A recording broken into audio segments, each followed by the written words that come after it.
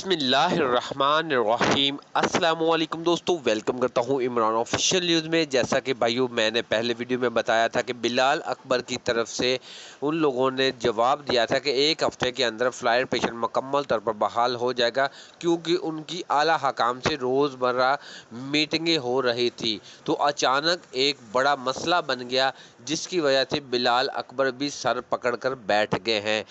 तो हुआ यूं कि मेरे भाई, जो पाकिस्तान से सऊदी अरब के लिए कुछ लोग जा रहे थे, कल के रोज़ फिर 5 आदमी इस्लामाबाद एयरपोर्ट पर पकड़े गए, जिनके पास कोरोना का जाली सर्टिफिकेट था।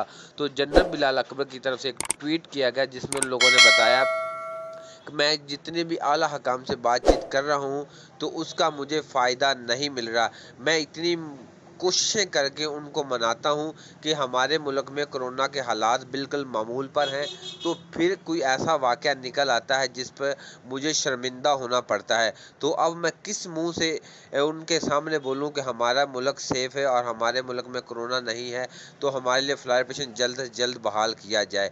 जैसे ही हमारा टाइम नज़दीक आता है फ़्लाइट पेशेंट, मैंने 1 हफ़्ते के अंदर बिल्कुल मुतमिन था कि इस हफ़्ते के अंदर फ़्लाइट पेशेंट बहाल हो जाएगा। लेकिन कल के रोज़ फिर वो 5 केसेस सामने आने के बाद 5 आदमी पकड़े गए, तो मैं बहुत ज़्यादा शर्मिंदा हूँ।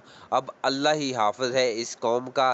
तो जब फ़्लाइट खुलेगी, जैसा मैं मीडिया पे चल जाता है और तमाम ममालिक को पता चल जाता है कि हमारे मुल्क में ये हालात चल रहे हैं, तो देखो, सऊदी अरब पहले ही हमारे जो पाकिस्तानियों पर यकीन नहीं कर रहा था कि इनके पास कोरोना के जाली सर्टिफिकेट बनवा कर आ रहे हैं, तो इनके मुल्क के हालात पता नहीं कैसे हैं।